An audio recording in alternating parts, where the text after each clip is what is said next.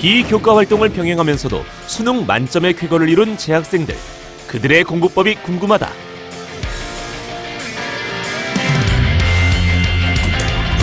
네, 안녕하세요. 어떻게 수능 만점자 맞습니까? 예, 강현규입니다. 서울대학교 의예과 입학을 앞둔 2018학년도 수능 만점자 강현규군. 아주대병원 이국종 교수가 롤모델이었던 그는 환자를 먼저 생각하는 의사가 되는 것이 꿈이었다. 저만의 치료법을 새로 개발하든지 아니면 기존의 치료법을 더 환자 중심적으로 개선하는 그러한 꿈을 갖고 있어요. 그렇기 위해서 이제 평생을 이제 공부와 연구를 계속 해야겠다고 저는 마음속에 각오를 품은 상태고 실제로 그렇게 해야겠죠. 의사라는 꿈을 세우고 그 꿈을 이루기 위해 노력했던 현규군. 그를 꿈에 다가설 수 있게 만들어준 공부법은 과연 무엇이었을까?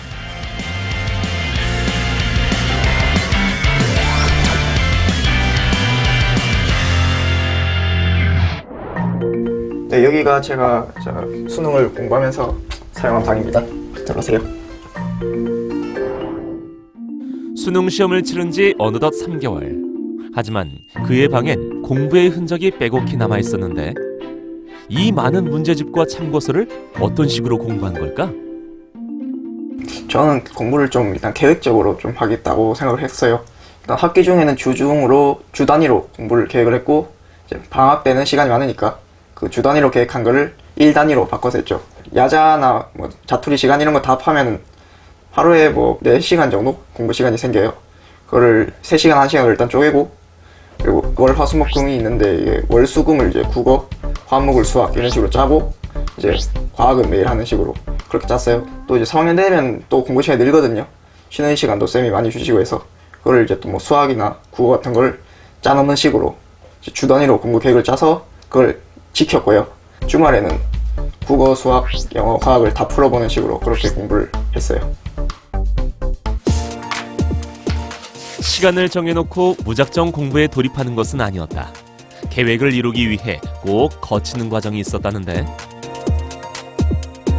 문제집 한 권을 사고 난 후엔 미리 한 페이지를 풀어보며 문제를 푸는 데 걸리는 시간을 측정했다. 이후 계획한 공부 시간 내 풀 수 있는 문제 수를 정하고 해당 시간 내 문제 푸는 것을 목표로 삼았다.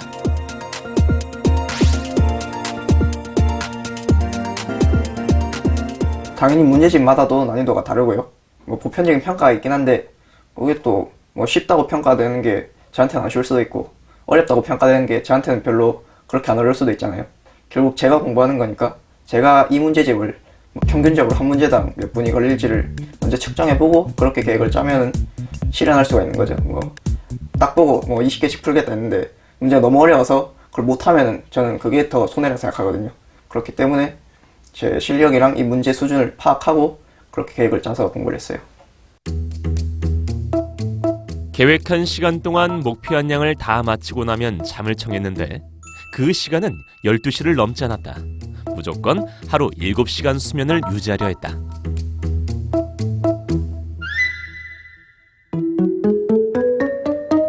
과거 기초 수면을 제대로 지키지 않고 공부에 욕심낸 적도 있었다. 하지만 그만큼 집중력도 떨어졌고 학교 수업에도 무리가 왔다. 그래서 현규군은 효율적인 공부를 하자 다짐. 계획을 습관화하고 단 한 번도 어기지 않았다. 해낼 수 있는 만큼의 목표를 정해 실천하면서 습관화시키고 자신의 역량을 키워나간 것이다.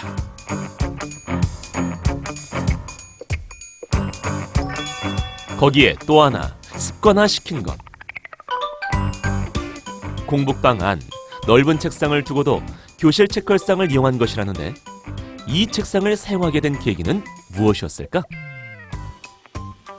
제가 아마 2017 수능쯤이었을 거예요. 제가 수능 시험지를 B4로 뽑아가지고 집에서 풀어보는데 일단은 실제 학교 책상은 좀 이것보다 작잖아요. 그래서 실제 학교 책상이라 생각하고 이렇게 문제를 풀어봤는데 생각보다 제약이 많더라고요. 고등학교 2학년 때부터 수능을 보듯 모의고사 문제집을 풀었던 현규군. 모든 시간을 수능 시험 날에 맞춰 실전처럼 연습을 하는데 집에서의 익숙함 때문일까 집중이 떨어지고 산만한 자신을 발견했다.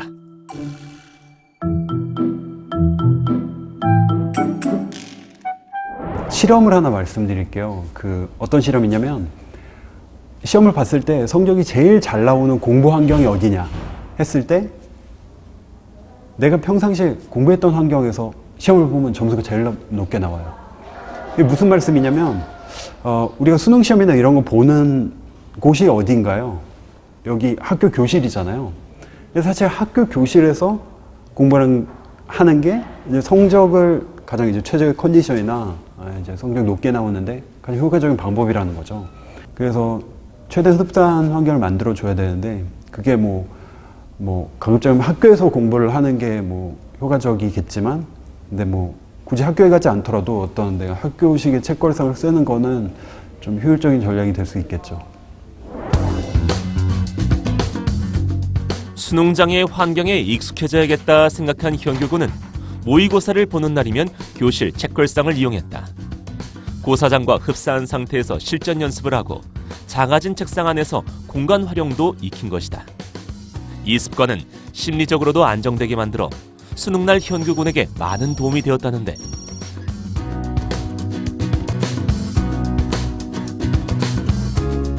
자, 그렇다면 현규군은 이 책상에서 얼마나 많은 모의고사를 치렀을까? 일단은 2학년 때는 한 주에 한 세트, 그러니까 주말 토요일 있잖아요.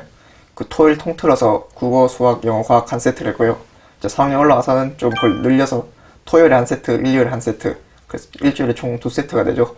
그리고 수능 가까워지면은 학교에서 자습을 많이 주니까 일주일에 3세트 정도까지 늘려서 그렇게 했던 것 같아요.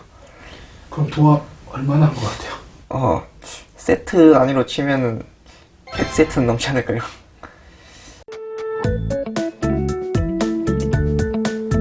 문제풀이하는 방법에 앞서 그가 우선시했던 것, 수능 만점의 비결이 여기에 있다.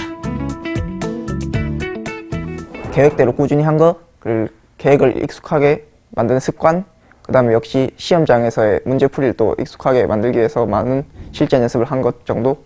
이게 간단하게 소개하자면 이 정도인 것 같아요. 며칠 후 현규군의 후배들이 모였다. 방학이지만 멘토링 소식을 듣고 한 걸음에 달려온 것. 일단 오늘 모여서 고맙고, 일단 여기 5명 모였는데 근데 랜덤으로 뽑을 순 없고 이제 내가 이 설문지, 신청서 이런 걸 하나씩 줄 거거든. 자세하게 써주면은 이제 내가 그걸 보고 내가 좀 멘토링을 해줬으면 더 많은 효과를 얻을 수 있겠구나라는 걸 느낄 수 있게끔 써주면 좋겠어. 일단 돌려보자. 하나씩. 수능 만점자는 어떻게 공부를 했을까? 현규군의 공부법이 궁금하고 기대되는 후배들. 자신이 해오던 공부법에 대해 빠짐없이 적어보는데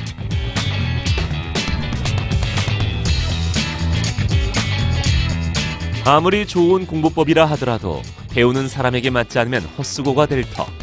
현규군이 멘티를 뽑는데 신중을 기한다.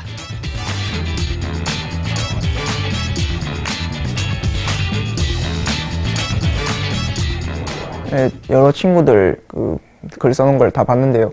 다 열심히 하려는 마음도 보이고 다 수학 점수를 올리고 싶고 실력도 올리고 싶고 이런 마음가짐을 정말 잘 써놓았더라고요.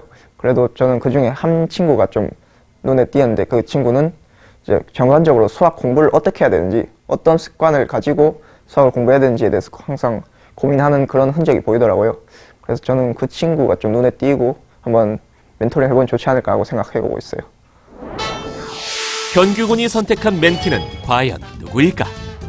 그래도 한 명만 뽑아야 되니까 나는 이제 준식이를 뽑기로 했어. 운안고등학교 2학년 박준식군. 공식 암기와 노트 정리 위주의 공부를 하는 멘티다. 내가 별로 성적도 안 좋고 좀 아는 것도 별로 없어가지고 그렇게 자세히 못 적었는데 일단 그래도 뽑혀서 좋았고 이게 또 얼마 없는 기회니까 열심히 배워야겠다라는 생각에 했었습니다. 자, 준식아 오늘 이제 멘토링을 해야 되는데 네. 하기에 앞서서 일단 지금까지 네가 어떻게 공부했는지에 대해서 좀 보고 싶거든. 네. 한번 좀 보여주겠어? 이게 지금 학원에서 수업한 걸 노트에 정리한 개념 노트고 개념 정리 노트에. 네, 그 다음에 이걸 앞에 개념을 이용해가지고 문제 푸는 거 풀이까지 적은 것도 있고 그다음에 모의고사 풀었을 때 틀린 거 오답 노트 한 것도 있어요.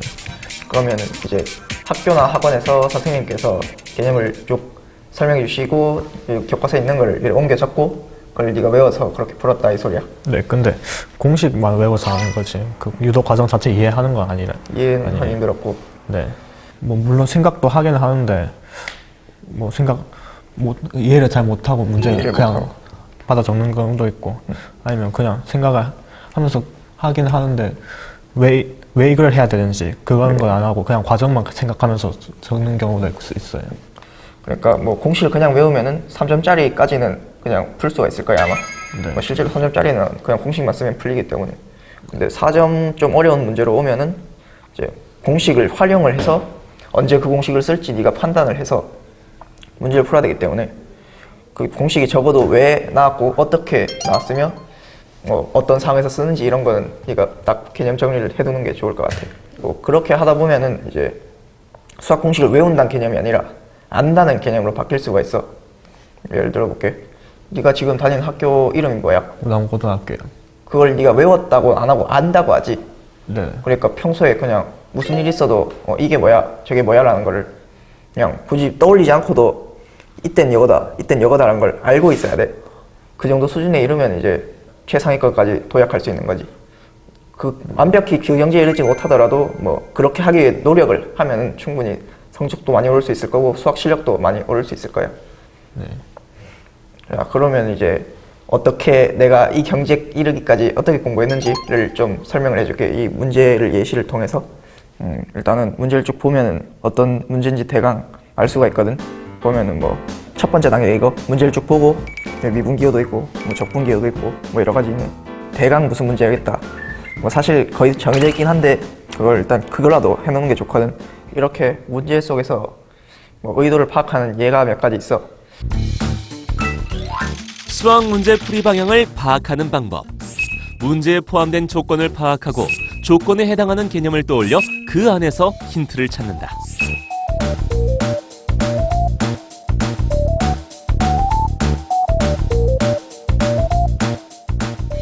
네가 개념을 공식화해서 외우듯이 외운 걸 이제 아는 걸로 바꾸기 위해서는 좀 더 깊이 이해할 필요가 있다 했는데 그것도 이제 문제 속에서 캐치하는 것도 이래 여러 문제를 풀고 또 그거 비슷한 개념을 계속 의식하다 보면은 어느 순간 딱 기억에 될 거야.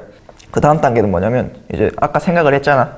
네. 이제 그걸 좀 큰 유형으로 머릿속으로 좀 생각을 하는 거지. 이런 문제는 보면은 이렇게 미분적분 기호는 없고 그냥 함수식이 나와 있고 역함수 이런 게 나와 있어. 그래서 물론 식으로 쓸 수도 있겠지만 이렇게 함수가 나와 있는 거 보니까 실제로 그래프를 그려야 될 수도 있겠구나라는 생각까지 나아가는 거지.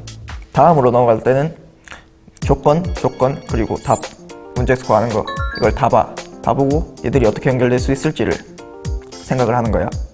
얘는 아예 식을 주는 문제이기 때문에 그냥 얘들끼리 연결을 해야겠구나라는 걸 생각을 할 수가 있고 뭐 아까 봤던 이런 거는 뭐 딱히 연결할 건 없어. 연결할 건 없이 뭐 역함수를 가지니까 역함수 조건이랑 연결시켜야 될까 이런 생각을 하고 그래서 문제랑 문제 속에 있는 것들끼리 연결시키는 게 있고 문제랑 문제 조건 그리고 교과서 개념 이걸 다 연결시키는 게 있겠지.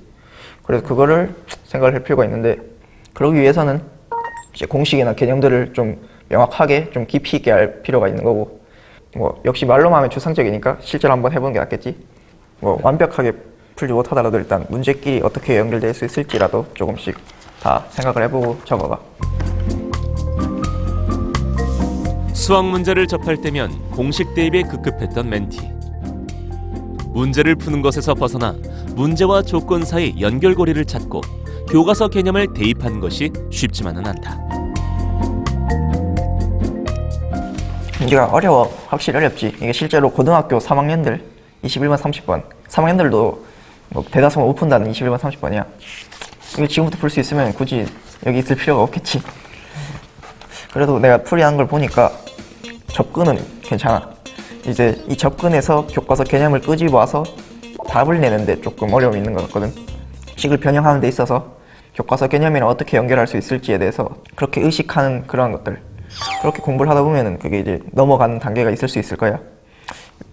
예를 들어 네가 여기서 x분의 fx랑 여기 fx 있는 거 보고 여기 fx를 끄집어내야겠다라고 생각을 해서 양면을 적분하고 x를 곱한 거잖아. 이걸 여기 대입하는 거지. 이까지는 아주 좋은 생각이야. 이게 가나 조건이 훌륭하게 연결이 됐잖아. 그러면은 두 개의 식이 곱해진 형태란 말이야.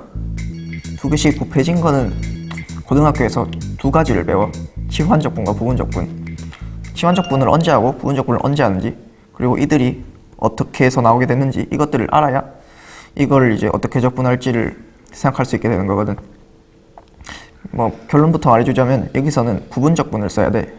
부분적분을 이렇게 배웠을 거야. 뭐 인테그랄 f 프라임 x gx dx는 fx gx 빼기 인테그랄 fx g 프라임 x 이렇게 배웠을 거야. 이 공식을 아무리 외워도 이걸 언제 쓰는지 모르면, 그러니까 직접적으로 이걸 묻지 않는 문제에서는 이 공식을 쓸 수가 없게 되잖아. 이 공식을 뭐 이럴 때 씁니다 라는 걸 알고 있어야지 이런 응용 문제에서도 이게 f 프라임 x, 이게 gx, 즉 하나가 적분 가능한 함수, 하나가 미분 가능한 함수 라는 걸 캐치해서 왜 곱해져 있네? 그러면 다음에는 이제 곱해져 있으니까 부분적분을 쓰면은 뭐 식이 바뀌겠구나 라는 걸 생각을 해볼 수가 있는 거지. 방금 내가 설명한 게 좀 이해가 안 될 수도 있어. 그럼 네가 풀던 문제집을 좀 볼까? 이런 식으로 해설이 다 나와 있잖아. 근데 해설을 그냥 이래 쭉 변형하고 있어. 해설을 이런 교과서 공식들, 교과서 정의들, 뭐 여기서도 교과서 문제들, 교과서에서 이렇게 설명했으니까 여기서는 이렇게 써야 된다, 이런 이유들이 나와 있단 말이야. 근데 이유가 생략되어 있는 것도 있어. 뭐 이런 식으로 다음과 같이 변형하자 이런 거. 이제 왜 변형하지 이런 거를 이제 네가 이렇게 했듯이 네가 이런 생각을 해보는 거야. 이렇게 변형한 이유는 이렇게 쪼개야지 교과서에서 배운 미분계수의 정의가 나오는구나라는 거를 네가 의식을 하면서 그렇게 풀으면은 이제 계속 의식적으로 풀면은 어느 순간 습관이 돼. 이제 이렇게 하면 저렇게 풀게 되고 이렇게 하면 이렇게 풀게 되고, 그렇게 습관이 되기 때문에 항상 의식적으로 풀고자 노력을 하는 거야. 이 문제 상황이랑 교과서 방식이랑 연결을 시키는 그 통로를 네가 스스로 알고 있어야 된다는 거야. 그래서 아까 문제 너무 어려웠으니까 조금 더 낮은 난이도의 문제로 이제 그냥 슥슥 풀 텐데, 슥슥 풀 때도 왜 그렇게 넘어가는지를 알게 돼야지 어려운 문제는 이제 많은 교과서 개념이랑 연결시켜야 되니까 그걸 이제 더 잘할 수 있게 될 거야. 풀이를 한 다음에 교과서랑 어떻게 연결해야 될지 그런 거 보면서 하면은 뭔가 잘 될 것 같기도 한데 막상 혼자서 그렇지. 문제 풀고 해설서를 안 본다고 가정하면은 이걸 또 어떻게 연결지어야 될지 잘 감이 안 와요. 일단 니도 현재로서도 이미 연결시킬 수 있는 건 연결시킬 수 있지. 예를 들어 역함수 존재 조건이 나왔을 때 아무도 미분에서 0보다 크거나 같다, 0보다 작거나 같다 이렇게 하라고 말 안 해줘도 바로 튀어나올 수가 있잖아. 이거는 뭐 단순히 외워서 판단할 문제가 아니라 왜 이렇게 되는지를 알게 되면은 이 개념끼리 다 연결이 돼 있단 말이야, 평소에. 그래서 지금으로서도 역함수 존재를 얘로 연결시킬 수 있는 거거든. 다 외울 순 없어. 다 외워서 해도 한계가 있거든. 그렇기 때문에 일단은 최대한 개념을 연결시켜봐, 개념끼리. 그 다음에 문제랑 개념을 연결시켜봐. 근데 이제 답지대로 따라가는 거 하기 전에 일단 최대한 고민을 하고 왠지 이렇지 않을까라는 걸 생각을 하고 답지를 봤는데 이렇구나 라고 깨달으면은 그게 엄청난 차이가 있거든. 만약 그게 틀렸더라도 이렇게 될 수도 있겠다 그렇게 생각을 해보면은 결국에 개념끼리 연결, 문제와 개념의 연결, 이게 될 수가 있을 것 같아. 사고력을 키우는 수학 풀이 방법. 먼저 문제의 의도와 대략적인 풀이 방향을 파악한다. 이후 풀이법을 다양하게 고민하고 그중 하나를 선택해 문제를 푸는데, 문제를 풀 때는 문제와 주어진 조건을 보고 상관관계를 분석, 개념 간 연결이 가능한 부분을 찾고 연결고리를 만들어 문제를 푼다.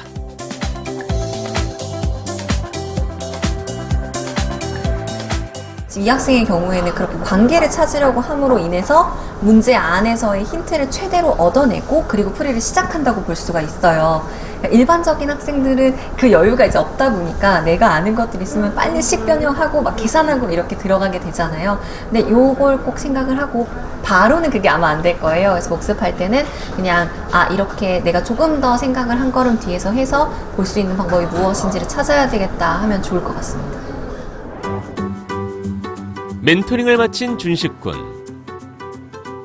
멘토가 강조한 대로 연결고리를 고려하며 문제풀이를 해보는데 공부를 할수록 궁금한 것이 더 많아진다.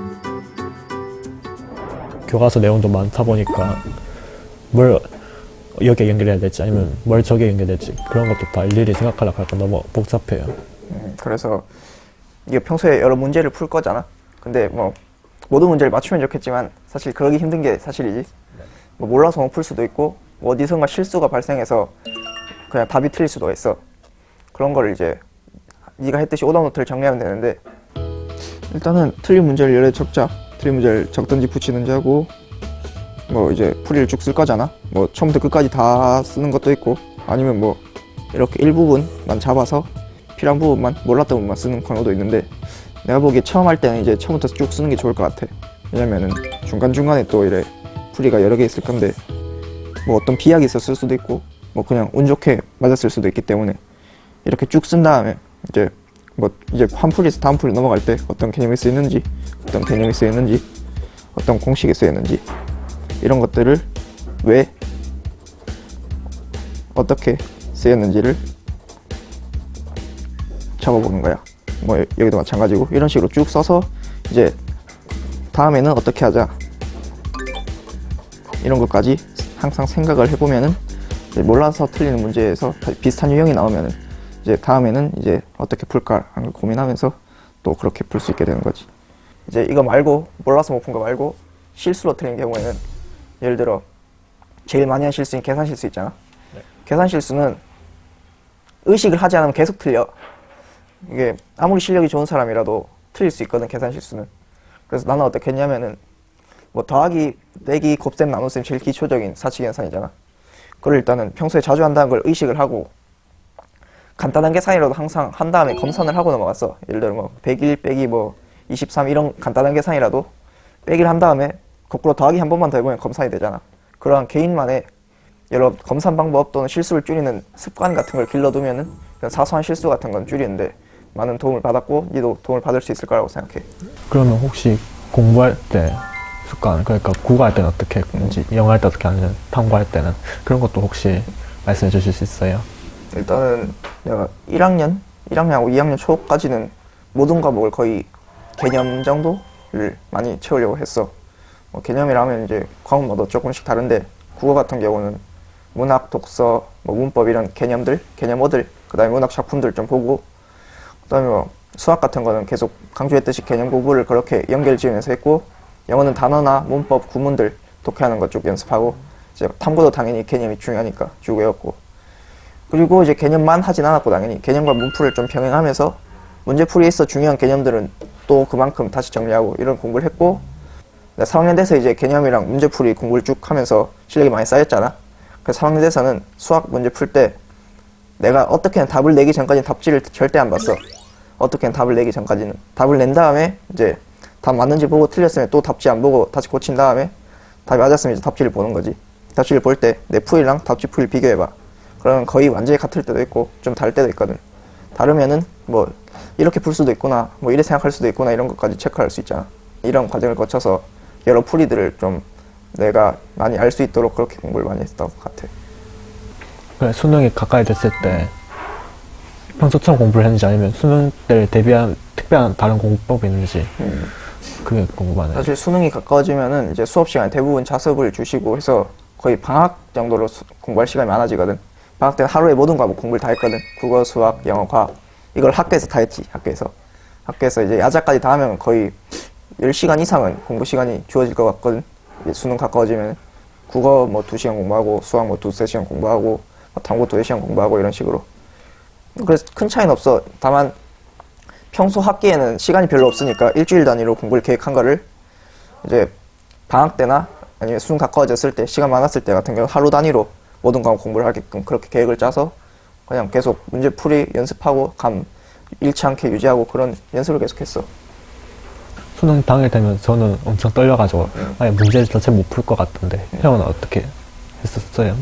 수능이면 뭐 당연히 긴장은 되지. 근데 웃긴 건 내가 제일 많이 긴장했던 거는 휴대폰 거둘 때였어. 국어 치기 전에 휴대폰 거둘 때 진짜 수능이구나, 뭐 긴장해야지, 긴장하고 있었는데 국어 문제를 딱 봤지. 이제 넘겨서 풀잖아. 1, 2, 3번이 이제 맨날 보던 모의고사에서 보던 화법 문제잖아. 그냥 그거 풀다 보니까 그냥 모의고사인데? 쭉쭉쭉 풀었지. 근데 이제 또 마킹할 때 조금 긴장이 되더라고.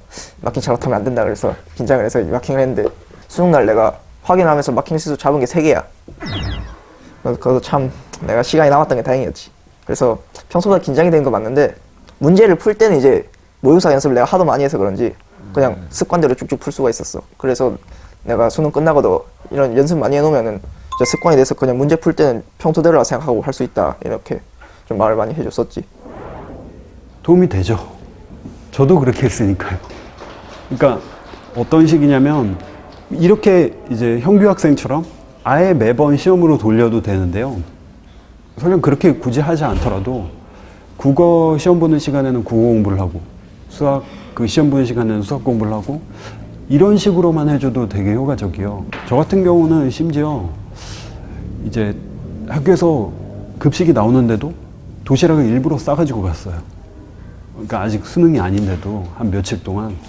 그러니까 도시락 먹는 연습도 당연히 했을 뿐만 아니라 그냥 매일매일이 수능 시험인 것처럼 그렇게 지냈기 때문에 수능 시험 당일도 마치 그냥 늘 있었던 그런 일상인 것처럼 그래서 뭐 긴장이나 당황을 굉장히 안 할 수가 있었기 때문에 저도 효과를 많이 봤죠.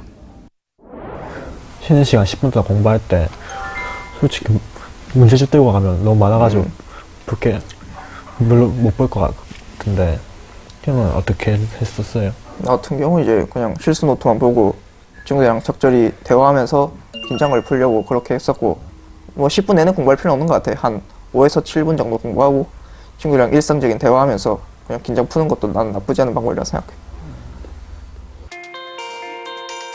수년간 공부해온 것을 모두 쏟아부어야 하는 수능. 모든 것을 그날 평가받는다는 생각에 멘티는 걱정이 앞서는데 그것은 현규군도 마찬가지였다. 수험생들이 이제 많은 걱정이 있을까 생각해요. 저도 작년 이맘때쯤에는 많은 걱정이 있었거든요. 대한민국의 고3이라니 이러면서 정말 뭐 어떻게 11월까지 보내야 될까, 11월에 정말 모든 게 결정되지 않을까 이런 고민을 많이 했는데요. 좀 힘들면은 좀 쉬기도 하면서 때로는 멀리 봐서 수능 끝난 자신, 합격한 자신으로 기분 좋은 상상을 하면서 이렇게 하루하루를 열심히 지내다 보면은 여러분의 세상이 올 것이고 저도 지금은 제 세상이라 생각하고 있거든요. 그렇게 너무 걱정하지 마시고 열심히 해야겠지만 그냥 1년 정말 열심히 하고 후회 없이 해보자 라는 생각을 갖고 임해주시면 좋을 것 같아요.